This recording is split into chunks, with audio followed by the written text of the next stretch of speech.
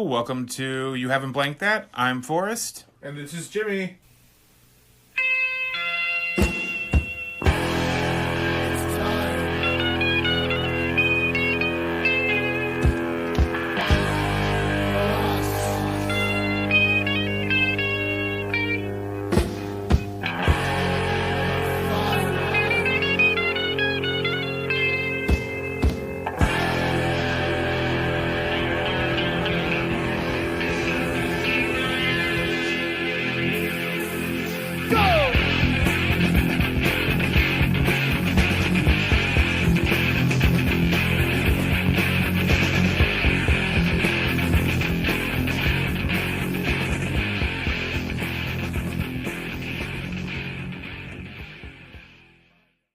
Hey, Forrest. Hey, Jimmy. So this week we watched a little movie for the Coen Coen Brothers brothers. A little movie called The Tragedy of Macbeth. A Scottish lord becomes convinced by a trio of witches that he will become the next king of Scotland. His ambitious wife will do anything to support him in his plans of seizing power. Okay. Visually, phenomenal. Not my favorite Coen Brothers. Amazing. Not my favorite Coen thing. Really? Dude, It looks good. It looks fucking cool. Looks... You know what? It reminds me of that old Hamlet that you would see. Remember that old like they always show like the black punk one? rock things. Yeah. Always kind of cut to it. Yeah. And you always see the words. Is that the Laurence Olivier one? I think Yes. it is. Yeah, it reminded me of that visually. But like if they had put more than just one soundstage, like if they moved a bit more. This was only filmed in the single soundstage. I think it was Warner Brothers lot 19, which is like that 200 or 200 yard whatever the giant studio. Okay. But with this one, like even the clothes that the characters wore on set were black and white. I believe Lady Macbeth was the only one who wore colors because that's how the dress was kind of like put together. Mm-hmm. But everything was black and white. The paintings, everything in the background, all black and white. But everything's very like stagey, which I love because it's very stage play like. Yeah, I know. I mean, I like that too. I mean, that's kind of the only way to really do. I think to do Shakespeare and make it good because like even when you try to make it, when you give it bells and whistles like. Fucking the Romeo and Juliet. What's his Romeo plus Juliet, yeah. Yeah, like when you, I don't know. That's like my least favorite version of that. Or Hamlet 2000. Hamlet 2. Yeah. Oh, the Hamlet 2000. I like that one. You like that one? I do like it. I don't. Yeah. I don't like that. Is it Ethan Hawke you don't like, or is it just? You know what it is? It's Bill Murray as Polonius that throws me off. He does throw it off though. He really does. And he sticks out way too much. And I don't fault him for trying. Yeah. Like I get it, but it's just. I feel like he pulled like a Royal Tenenbaums vibe. Like I'll just be me. No. And make it himself, and then it just didn't work. It just didn't work. Like it just. I don't know. I remember we watched it in high school. Yeah. And that's where I saw it for the first time, and I was just like, no. Yeah. No, and I think before you gave me that night book, I was kind of like, I hadn't seen Ethan Hawke in a lot of things. Oh, the Rules of Being a Knight? Great book. That's a good book. I think I wasn't a huge Ethan Hawke fan. Mm-hmm. I always thought he was kind of full of himself, but now that I've heard him talk a little bit more and you see him do a little bit more, he's just a fucking artist. And he's just way into his shit. That's all it is. He's just way into his craft and his art. Some artists I can't stand. I can't be in the same room with like people that are so into themselves. I'm like, all right, I'm over it. But Ethan Hawke, he's just. I think he was that person for a long time. Oh, so you think he just fucking grew out of it? Yeah, I think he grew out of it and just like is now like he's because a father. I remember when Gattaca came out. I'm like, this looks fucking stupid. I love that movie. Well, no, I think not. I think it was because of him though. Like I just wasn't a big Ethan Hawke fan. Yeah, because he does come across very. And I think that's kind of very. You know what changed me for Ethan Hawke was that Boyhood movie. Okay, I've never seen it. You know what it is, right? Yeah. Where they filmed like and then like when you hear him talking about it, he was just like he told like he was if Richard Linklater had died, he was supposed to take over that movie. Oh, okay. Like there was a whole thing, like there was a whole contingency plan on that. he died, then if Richard Linklater died, then he would take over the movie and told him this is everything we needed to do. Yeah. Because it films a year at a time, and so they only filmed that movie, and they had to, like, if you hear them talking about it, they had to hide like things that happened so they wouldn't be taxed on that movie. Oh, okay. There's like I think they said there's something like that where they had to like hide things so they wouldn't be taxed, like filming and like well, not like hiding it, but they like, can't really hide the filming. I think it wasn't hiding the filming, but it was like they had to fudge some of the books for that. That makes sense. Yeah, because like you can't have an ongoing project. Well, you filmed it for like 18 years. Yeah. And they would film like a little bit every year until it got to the point. Yeah, I heard it was really good. I heard it was interesting because it was like no one's done it before, but I thought it was very kind of like a niche, very like here's this experiment we did, so I never gave it that much importance to it. I'm not a big.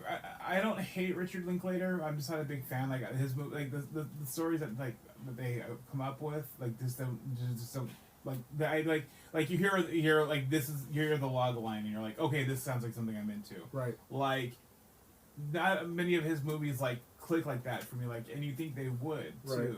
Like I like Dazed and Confused. I've seen Dazed and Confused, and that one. And those are the only two I can think of off the top of my. Oh, and like School of Rock. I thought School of Rock was just okay. I liked it. It wasn't great, but yeah. Did he do Detroit Rock City or no? I don't think he did. No. I think someone else did, but I think it was out around that same time. Oh, his Bad News Bears is fine. I was okay with his Bad News Bears. But I don't ever like go out to like I'm never like seeking a Richard Linklater movie. Yeah. And I don't think he's a bad director. It's just one of the things that doesn't click. Yeah. I had this conversation with the people in my punk rock thing because they went to go see. So one of the people went and saw James last night. And I was like, oh, James is good. And I'm all like, am I that person who didn't see James or listen to James because they have that I didn't like that song at the beginning of American Pie? Okay. Yeah, and they're like, oh, no, you need to go listen to this album. Like, the album that song is on. Okay. You need to listen to that album. It's really good. And I'm partway through it. It's moody and it's fine, but it's not for me. But they're a music of their time. Like, as someone who's never heard Dashboard Confessionals. You haven't? No, like, I have. But, like, somebody who hasn't. It's like, oh, listen to this album. You'd be like, oh, okay, whatever. I think there's a lot of albums of their time, and you can't really, unless you have that nostalgia-ness to it. I think that album's kind of just which one? Whatever. No, I'm thinking that's what it is for a lot of movies. When people like love certain bands, like I feel like I missed a lot of trains on a lot of different things. Like that band, like I probably wouldn't go out of my way to even listen to that. Well, it's not going out of the way. I've got it right there on my phone. It's fucking 2024. I can just look it up and play a few songs. Yeah, but that's a lot of typing. Oh man. J-A. Yeah. I don't even have fucking slide. I don't even have fucking slide keyboard. Yeah, it's too much work. Yeah, this wasn't my favorite. It just didn't hit. It just and for all intents and purposes, the other movie I wanted to watch, Driveway Dolls. Like, I've tried to get into it, like, watch it, and I just get busy. And then I got farther into it, like, this week than I have, but only by, like, 5 minutes. Okay. Yeah, to me, it's like, it was just, I obviously lost track of time and days and whatever, so I'm like, I couldn't get to it. But, like, I don't know, this movie, like, because I watch a lot of Shakespeare plays. I go out of my way. If there's a play going on, I'll go and I'll support the whatever theater it's at. So I've seen Macbeth a few times, maybe like 3 or 4 times. Okay. Did you see the one that they made like a few years before this with Magneto? Magneto. Oh, Fassbender? Yes. No, I did not. Did you know he made one? I did not. So when it comes to the films, the film adaptations, like whatever, like there's only one that I went to go see a Shakespeare play in the theaters. It was that Fathom event, and it was Jean-Luc Picard. Okay. Was playing Caesar. Oh, that would be interesting. And that one was a really cool take because it wasn't like dressed up as Romans; they were dressed up as like political leaders. Like so it was like, and then army comes in and like they have full on SWATs, and it was like a fantastic production. But like they made that story just like so much their own. I heard one of Caesar. I think it was Caesar, where it was Ed O'Neill. Ooh, okay. Was Caesar, and he was the one, and it was a radio. Did he have his hands down his pants? No, it was a radio thing. So okay. you only heard his voice, but it's so weird. Like he because he's a theater actor. Yeah, he's been a theater actor for a long time before he did Al Bundy. Yeah. So that's interesting. I'll see if I can pull that up. But like when it comes to this, what's your favorite adaptation of a Shakespeare then? My favorite adaptation? Ooh. Right now, probably that Patrick Stewart one. I thought that was fantastic. Did you ever see the Richard III where's in Germany? No. Oh, they do Richard III and it takes place in Nazi Germany, Yeah. World War II Nazi Germany. I mean, of course, where the fuck else are you gonna put Richard III? Yeah. That's a good version of that play. It came out a good 20, 30 years ago. My dad likes that one. That's one of my dad's favorite Shakespeare's, though. You've seen around, I take it, right? Yeah. So which is this anyway? Yeah. So what's your favorite Shakespeare play then? Oh, Hamlet's mine. I know everybody's like, oh, but no, I like Hamlet a lot. Hamlet's is really good, and then that's why I love Rosencrantz and Guildenstern are Dead.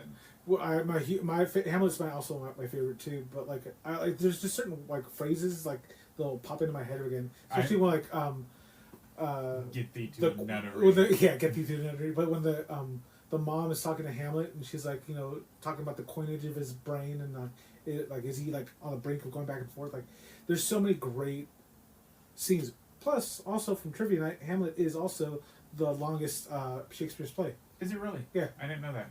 Yeah, because you got to go through a lot for that story. It makes sense. Although my favorite joke of yours. Oh, which was this? You don't remember this? No, I don't. We're watching Hamlet. And we're watching the 1990, 1992, 93 one with with the fancy one with Mel Gibson. Yeah, and we raise our hand and go, "Fucking, is this the version of Hamlet where he goes beyond the Thunderdome?" I do remember that. Yeah, that was hilarious. But yeah, no, it's just when it comes to like plays, like I was in a few productions in high school. For like actual theater or plays that we did. Acting. But I love the theater. Like when it comes to support any theater, by far I'll go. Which is so hard to find actual like people doing Shakespeare because it's so hard to do. But I think this is the reason why I love this version of it too because it looks like they're on the stage. But also, which is great too, is the lighting that they use wasn't like Hollywood lighting. It wasn't like movies. It was really it was dense. It was concert lighting that they used. So like to have that dense light, so that's why you get those sharp lines through everything, and then it looks fucking great. Like he can, but I wonder if it's even the scene with the stars. Like where he's like sitting in his throne and the stars are behind him. Like it's just visually, it's so captivating. Like it's this production is actually I'm not a huge fan of Macbeth. But maybe I just don't like Macbeth. Maybe that's what it was. Maybe it just maybe you know what I mean. Is it one of his? I know people love it. People love it, and I'm cool. Fantastic. Yeah. But to me, it's like okay, fantastic. I'm not too thrilled with it, but this movie made me like it so much more. Okay. Because they condensed it and they chopped so that was gonna be what did they cut out? Just a bunch of different They streamlined it to the point where you don't have all these these minor conversations. Does it lessen it? The story is solid. The story is really solid, which is so daunting to do because you're taking a very extremely well known play and then you're cutting it, and that's something like the balls for you to cut like a perfect play to fit a film is a really bold choice, but.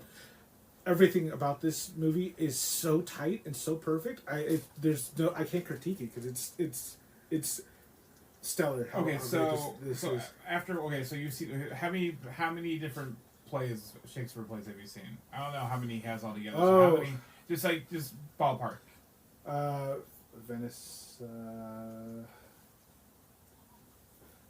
Less than 25. You've seen less than 25, but more than 20, you would say. Yeah, and then that's but some of them are repeats. No, that's what I mean. I'm not saying how many productions, how many stories of. How many stories? Oh, okay. I've seen Merchant of Venice. I've seen. There's a good Merchant. There's a good Merchant of Venice on Canopy. And it's through BBC. And it's got John Cleese in it. I forgot who he plays. Oh, okay. But they did a bunch of plays on BBC at some point, and John Cleese is in the Merchant of Venice. Maybe it's I think it's Merchant of Venice. Yes. Yeah.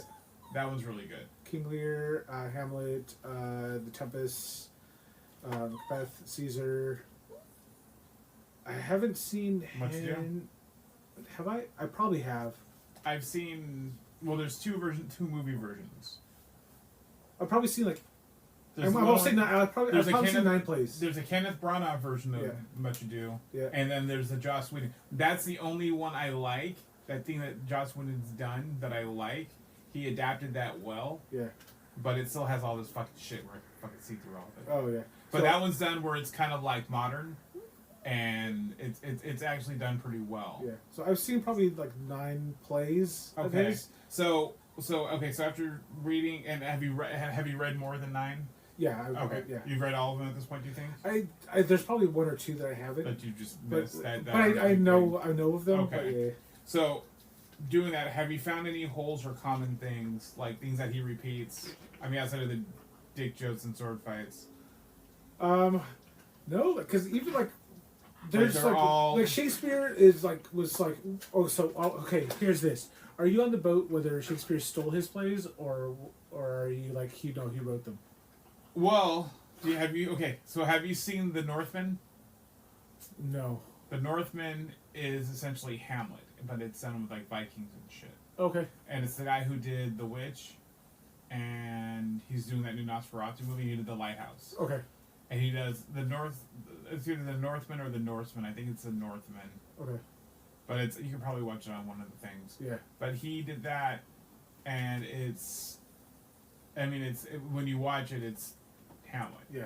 I mean, it's not like Hamlet, but it's like there's fingerprints of that story in Hamlet. Every great story is based off of like the Bible or Shakespeare. Like it's because they're just perfect story structures. So like Lion King is Hamlet. I know. It's everywhere. You're not going to escape Shakespeare just because you don't want to read them. It's just Timon and Pumbaa are dead. But yeah, that's good. It's so good.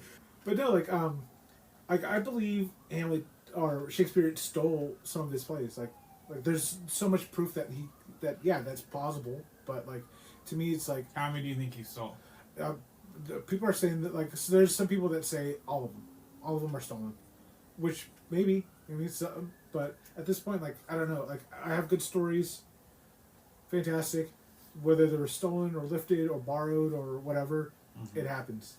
But even that stupid movie, I like too. I've not seen it because again, the Shakespeare in Love. Yeah, it's good. It's good because it's Romeo and Juliet. Paltrow. She's a little too. Even back then, I didn't like Gwyneth Paltrow. Even before she was putting. So then one of my questions was going to be: does changing the setting or era change anything for you? But you just told me about that one, that Caesar one that you liked. Yeah, I love that one. Okay, but this one, I like. It's like honestly, it's. Maybe because I'll probably watch it like a couple more times. This one? Yeah, and then but I want to give it some time before I jump back into it. But I think this one is like way up there. The way it was shot, the way the beheading was, like that was phenomenal. Like they didn't pull their punches with it, which I thought they would have. Well, no, it wouldn't. I also didn't realize that Duncan Kids was the shitty Harry Potter cousin. Oh yeah, but Lisa goes, "Oh hey." So you're maybe not a huge Macbeth fan. Are you a Macbeth fan in cartoon version? Because Macbeth was in Gargoyles, which I thought they did a pretty good adaptation. Oh, in a minute since I watched Gargoyles. Because they take the Scottish castle, they put it on top of Xanos's high rise, and then the gargoyles come up. But then you get the whole 3 witches, the weird sisters, come back in to do. Is there a bunch of?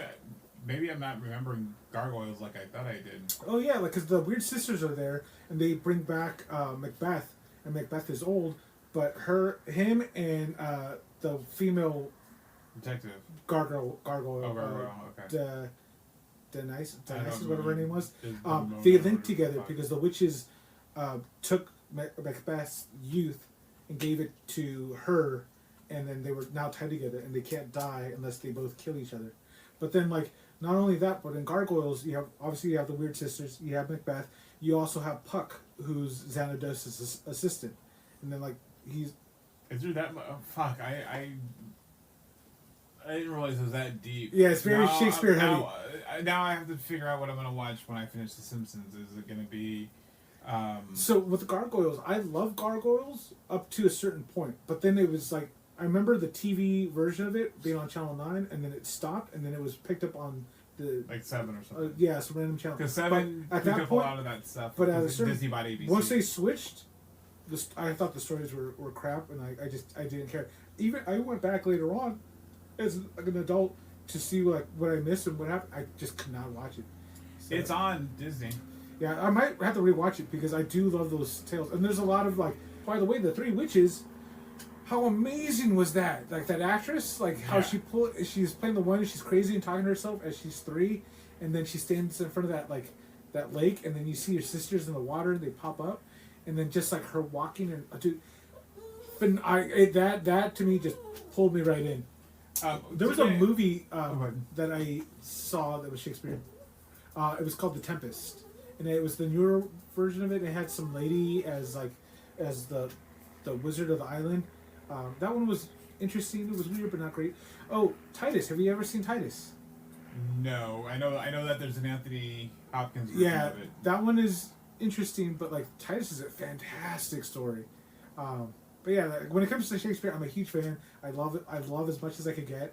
I'll watch shitty Shakespeare stuff just to kind of have your baseline. Yeah, but but this one I think this blows any new adaptation of any Shakespeare film like out of the water. And like I would love to say I would love to have him do the rest of the plays, but no, like then it takes away of the special of this one. When they do this as a movie, do they call it like the Scottish play still? Yeah, and then so there's a huge controversy with this film too, because they had Denzel playing Macbeth, and they're like, because there's a lot of people that are very much like casting like specific. You know what I mean? Because the same thing popped up with with the Dark Tower, where people wanted Roland to be someone who looked like Clint Eastwood. I like Idris Elba. Idris Elba was the least of the things that were wrong with that movie. Oh no, I think he was the only thing holding that whole production together. Yeah. But like with this though, like and there was talks about like how can you have a black guy be Macbeth who's Scottish and whatnot. But like to me, it's like when it comes to plays, I don't care. I don't care who's playing the part at all. Like as long as like we're getting the story through. Like so, if it's a woman playing Macbeth, fantastic. You know what I mean? Like I don't that genre doesn't affect me as much as it does film and movies. Do you know what I mean? Yeah. I think that's a little different because I was a little butthurt that Idris what's his name was playing Roland. Yeah, it was playing Roland. But once I knew it was him, I didn't care. I was like, perfect because you got a quality actor. Fantastic. That's all I really kind of want. Well, with, productions. The rumor was if they did the Wizard and Glass, because they were going to have it go back and forth, it was going to be mixed up a little bit more than the books were. Okay. That they wanted to get Donald Glover to play young. Oh my god, how great would that have been? Right? Yeah. Like, he would have been really fucking good too. Wow, dude, we fucking missed out on that. Yeah, they were going to do... It was going to be a thing where they go back and forth between movies and shows, and I think all the younger Roland shit was going to be a show. Yep. And so it was going to be... Because Ron Howard was going to try to do all of it. And well, there's still a thing going on now where now it's Mike Flanagan. Yeah, so it might still be going on. No one's talked about it, but it's still in the works. Well, I think he if anybody's going to get it done, it's going to be him because he's kind of the new Mick Garris. That's kind of Stephen King's new guy. Yeah, Mick Garris was the one who used to kind of did a lot of Stephen King adaptations back in the day. Yeah. Mike Flanagan I know he's really good friends with Stephen King, but I also know that that's because he's got a good handle on Stephen King's voice. Speaking of which, that right there is my Macbeth little art piece that I did when I was bored at work. You did that this week? No, I did that like maybe years ago. Okay. I looked over and I saw it. I'm like, oh yeah, that's my little. That's what this is. Yeah. But we ask a question each week. Actually, before we do that, hold on. Okay. Let's talk Coen's a moment. How many other adaptations of Coen adaptations have you seen? Adaptations of Shakespeare? Not Shakespeare, of adaptations in general. Oh, okay. I don't even think about it. Like, okay, you know True Grit's a remake. True, yeah, I do. Okay. The Lady Killers is a remake. Did you know that? I did know that. Okay. 310 to Yuma is also a remake. That's not them though. Oh, okay. Sorry. But they also do Serious Man, which is Job essentially. Never seen either. Serious Man's really fucking good. Yeah. It's essentially the Book of Job. Okay. When you watch it, you're like, oh. So when you say Book of Job, I only know the Bible. That's what it is. That's what I'm talking. Oh, okay, cool. Yeah, okay. It's their telling of it, but it's interesting. Oh, interesting. Yeah.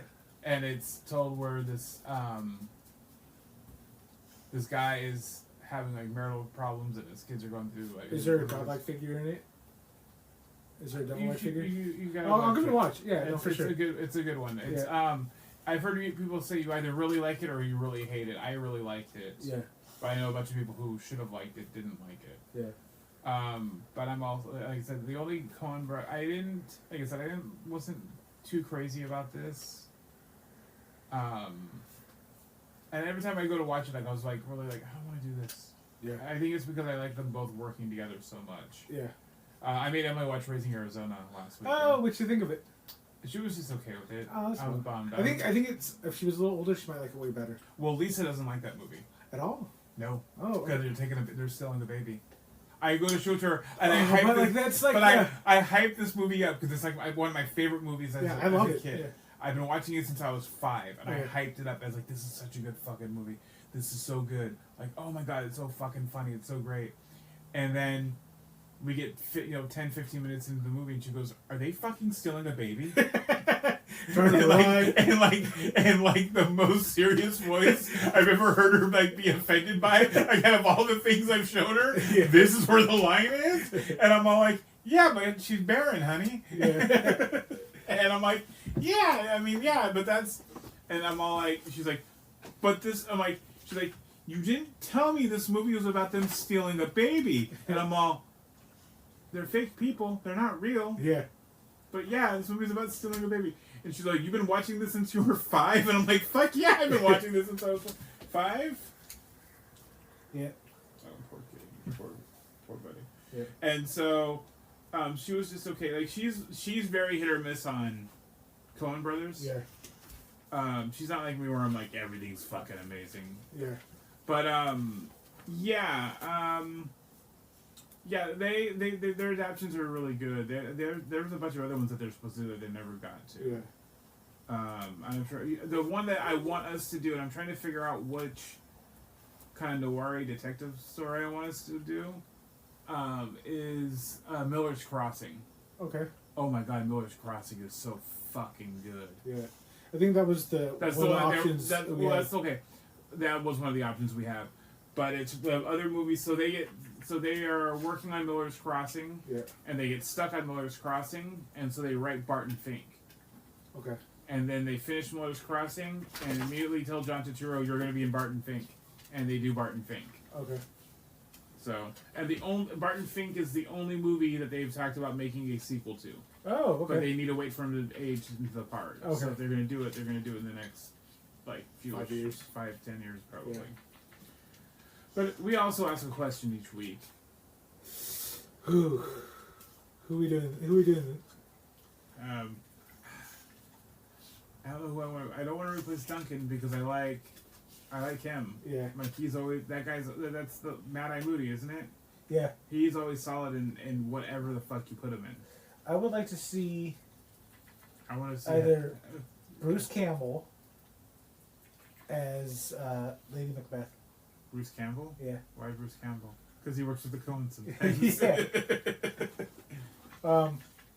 Because I think he's in. No, I think Corey Feldman would probably be the best. I think at Lady Macbeth. Because then you could see like the real Corey shine. You know what I mean? There's his C's for power. His just like his demand for he invented the moonwalk. Yeah, no, Bruce Campbell does work. I don't know if you know this. Do you know who edited Evil Dead? The Coen brothers? One of the Coens. Really? Yes.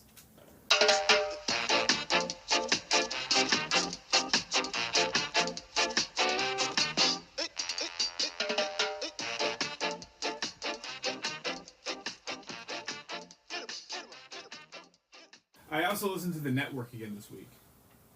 The Devo album. Oh, okay. I fucking love that album. The first one, anyway. I listened to Harmonium again. Oh yeah. I love that album. What was I say? I also went to a concert. Oh, who'd you see? A little band called NOFX. Oh, that's right. You went to that. I did go to that. So it was their last. Because I went. Did you go all weekend or just that day? Just the last day. Okay. Which I was bummed about because that Saturday was Descendants. I know. And I'm like, shit. I'm like, that would have been so nice. But yeah, I did the Pennywise Vandals. And then. Works too. But no, it was fantastic. But was it Warren and Dave were like actually having a bickering match on stage. Like, I don't know what was going on. Like, they were tight on time, and Warren was being Warren and just kind of dragging stuff out. And then like Dave was like, "Hey, like we got to do this really quick." And then Warren took that as like, "Hey, we're doing a bit. And then it just, you could see the frustration, and like they were just like, "All right, we're done." And they just got off stage. We're like, "Oh shit, okay," because they were saying, "We'll do this song, and then we'll do the last song." And then it was like so much bickering that like it just like, this is the last song, we're done. And they walked out, and we're like, oh, okay, that sucks. I wonder what they would have done. Because they probably would have played a NOFX song. Yeah, because Pennywise played a NOFX song. What did they play? Linoleum. And then so I was like, oh, that would have sounded fucking good. Yeah, so I was like, I'm like, this is pretty dope. And then like, do you think everybody was playing Linoleum? Well, the thing is, they said that they weren't, because they said told me about they're not going to repeat songs. They're not going to repeat songs from like whatever. Yeah, they're not going to repeat. And then songs. so they weren't. They were very on it. And then like, they all kind of got emotional like throughout the show, and then like, they took their little like, they played one song over again. I forget which one it was, but they played one song they did the night before, and then they went in the back for their intermission because they had to take a break to like. Well, they played like 20. They played like 40 fucking songs a night. So yeah, so they went in the back and they were gone for like 5 minutes, which is super quick. And then they came back, and then like you could tell it was like emotional backstage, and then so like fuck it, and they just played it, and I'm like, these fucking liars, you know. It was really good. Well, it's the last show too. And then dude, it was super emotional. Like everybody was kind of like singing along, and then Fat Mike wrote a song. Specifically, I saw part of that. I have the full video. On my phone. That's where I saw it. Was probably you. And then so I have it's like he talks about it, and then they're making like the band was kind of like joking around with it, and he was like, no, like literally this. I'm not asking you to do. I don't tell you to do anything, but when I get to this part of the song, I need you to just kind of do this hip hip parade, and like it goes with the song, and like it was a beautiful like song. Yeah, it was so nice. And then they did their last song. And then, what was the last song they played? It was The Decline. Yeah, and then they had I saw that too. Everybody came out, and we're like, "What the fuck?" And then like they just kind of started jamming together, which I wasn't sure how it was gonna sound. It sounded amazing. And then like as soon as they were done, like Fat Mike was crying, everybody was just hugging, and it was just like this big old like just a moment. And then like a bunch of the band members started breaking the guitars and just chucking it. But it turns out those guitars are way more sturdier than they used to be because they were fucking swinging and it wasn't happening. And they're like, "Well, fuck it, here, like here, have a guitar." And so, but it was really just over like it was a really powerful night. It was really emotional. That's awesome. Like I'm getting emotional about it, but like it was a fantastic night. And then I got a shirt, but the problem is since it was the last day, the last show, a lot of the shirts I wanted they didn't have the size anymore. So I got a just like it's a pink, it's like a coral colored shirt. It says NOFX, and it's got little snippets of all the albums on it. Oh, nice. And so I'm like, oh, that's cool. And then my buddy, I got him a final tour because he was like, get me one. I'm like maybe, but I ended up getting him a shirt. And yeah, dude, it was really good. That's awesome. Did you see the new Salem song? I did actually. What did you think? I liked it. I liked it. It was my dad was like, "Oh, it's better than the one from the fucking '70s." Yeah, it's way better than that. Like I do how like they do. The book is so vast. I mean, it does all this stuff. But I do like how they kind of hint at certain things. It moves fast, and they kind of hit things, and I would like to see a little bit more Floyd Tibbetts. Yeah. He's completely cut out, and I get. I was so funny because I'm all like, oh, maybe they're not gonna fucking kill the girl. And then as soon as I thought that, that fucking vampire comes out and bites her on the neck. Yeah. And I was like, oh, I spoke too soon. Yeah, no, I thought it was... Because they killed her way earlier in the book. Yeah. And, like, I thought it was really good. The vampires were way more scarier. Like, everything just seemed... But, like, it seemed great. I do like the corniness and the cheesiness of the old one. But this was... I thought that was fantastic. You see, though... Okay, so they made the old one, there's, like, the miniseries one. And then did you see the one with Rob Lowe? The Jerusalem lot? No. It's Salem's Lot. Okay. It's got Rob Lowe in it, though. Because there's a TV show it's called Chapelwaite. Never saw it. I didn't see that TV show. That's supposed to be the prequel. Okay. That gets everybody to where you are. Yeah. And that's supposed to be like of the town and all that shit.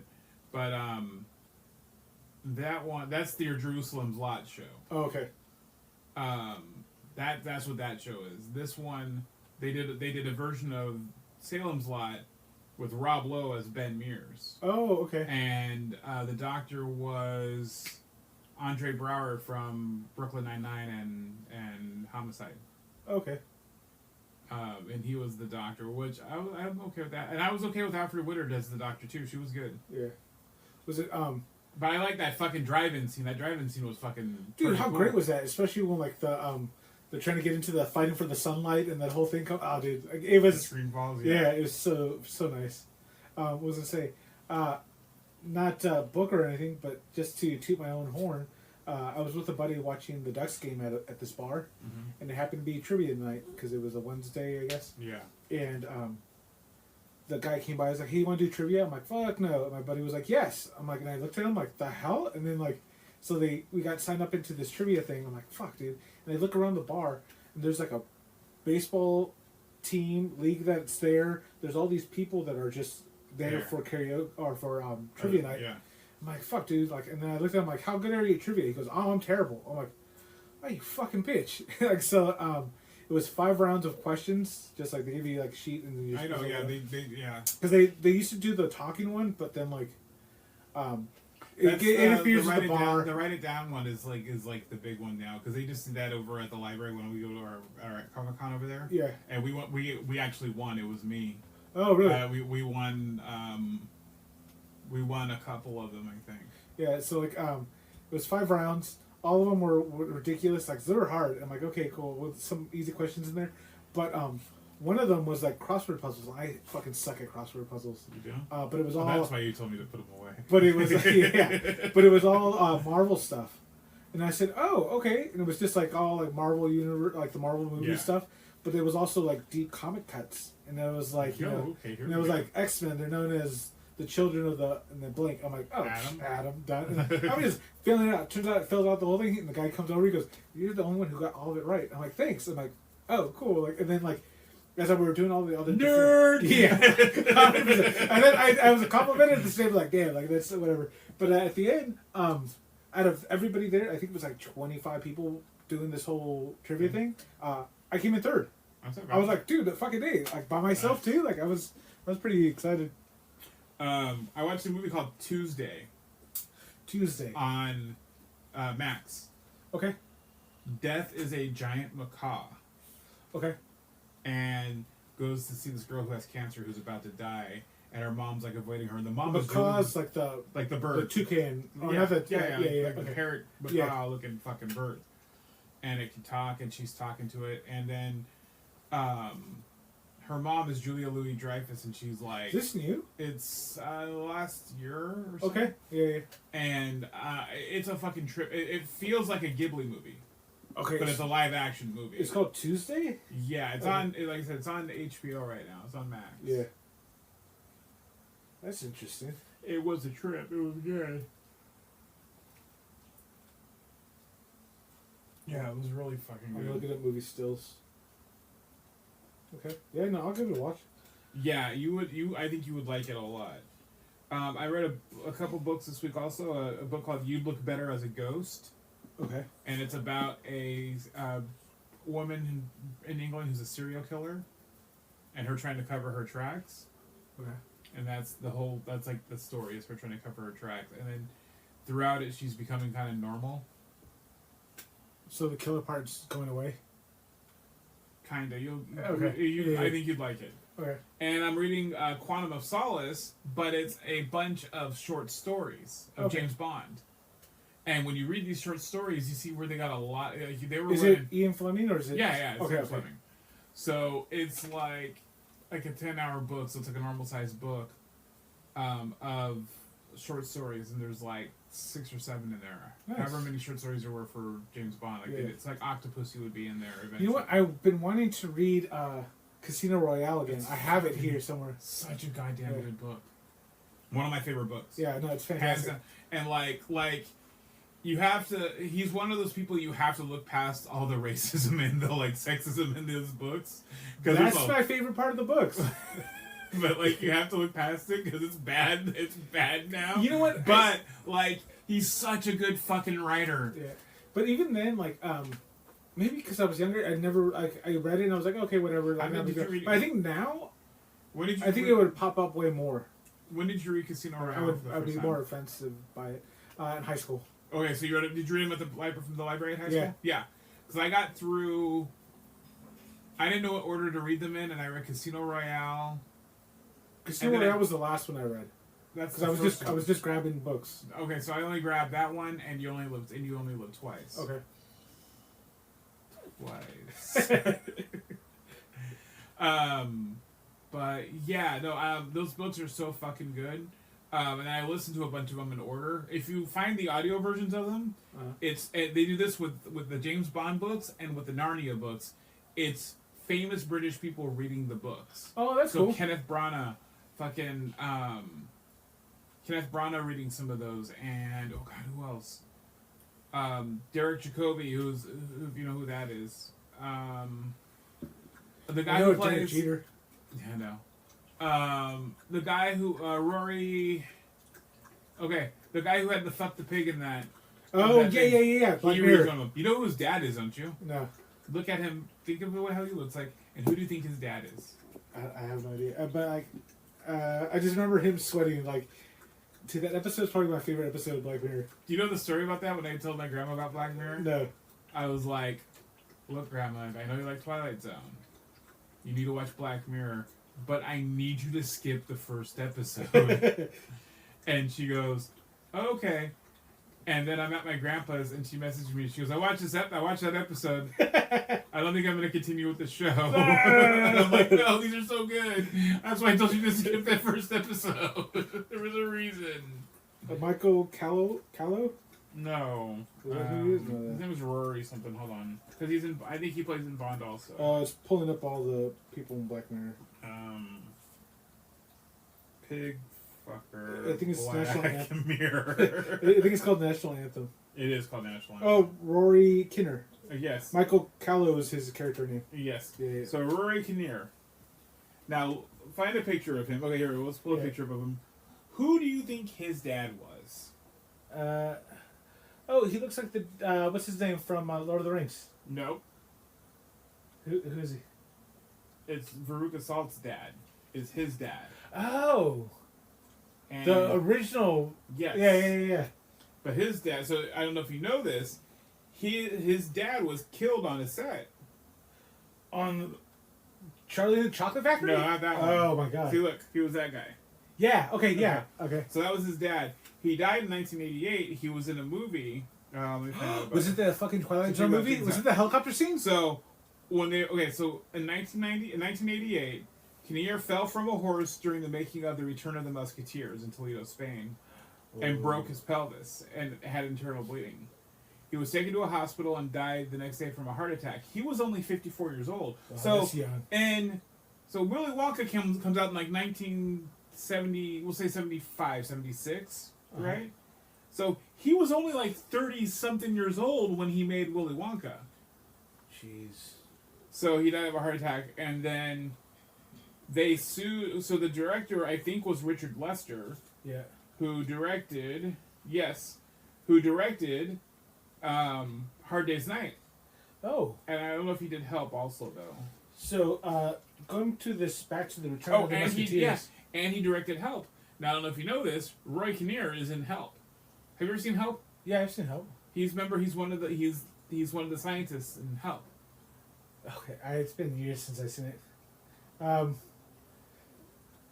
Is it? Oh, no, you're right. Because the Hard Day's Night is the one where they're on the train. Hard Day's Night's the train. Yeah. Help is the one where Ringo has the ring on his finger. Yeah. And they want to take it from him.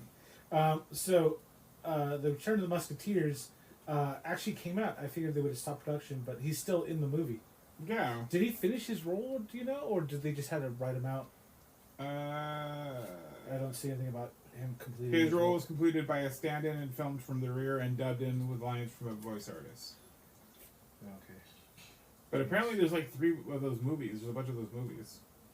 Who did he play? I wonder who he played. He played Planchette. Planchette. So I've never seen either of those movies, but they got a pretty decent cast. Yeah, I want to watch it now. Maybe because I was fucking because I was Tony Boy's in it. Yeah, because I was reading the Musketeers because I got the digital book. Yeah, but it's all the Musketeer stories, but I only finished the first one because it's.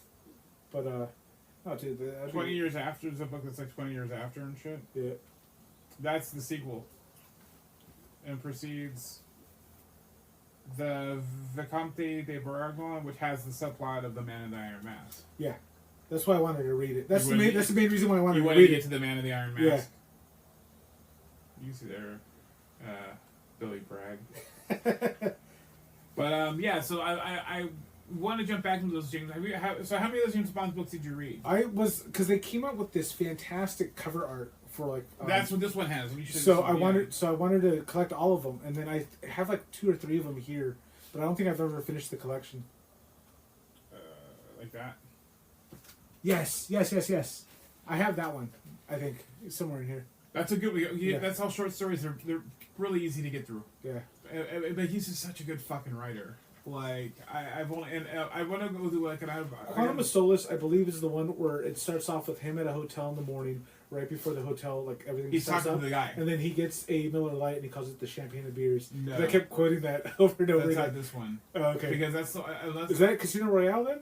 I don't remember, but this is the one. But I want to say it's in that book because I remember I remember reading that line and I kept saying it like, "Ooh, the champagne." It says it on the fucking bottle. I know, but like specifically because of that book.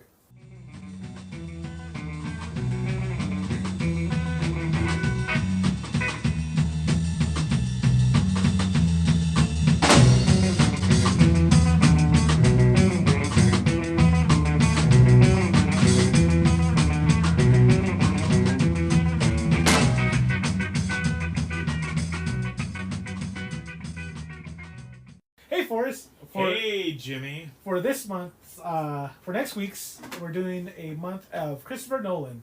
And we're going to watch a little film called The Prestige. Next week. Well, that's going to do it for the episode this week. If you have any questions or comments, you can hit us up at our Instagram at YHBlankThat. Or you can email us at yhblankthat@gmail.com. Bye. Bye.